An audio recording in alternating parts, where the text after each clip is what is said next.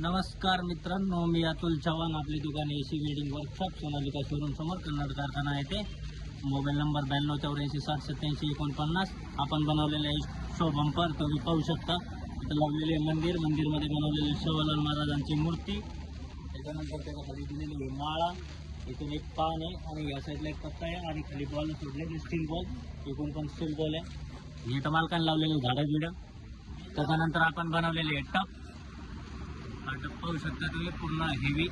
हा 1.5चा अँगल आहे. त्याच्यानंतर